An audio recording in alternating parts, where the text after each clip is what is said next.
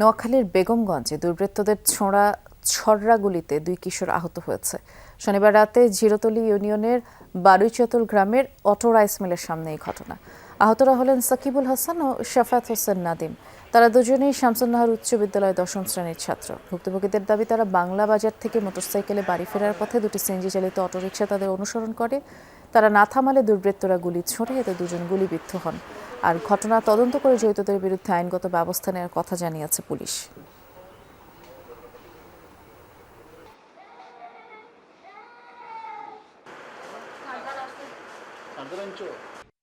CNG থেকে আমাদের গুলি করা হয়েছে, প্রথমত একটা করা হয়েছে, ওটা আমাদের প্রায় দুজনেরই গুলি বিধ্বস্ত হয়েছে।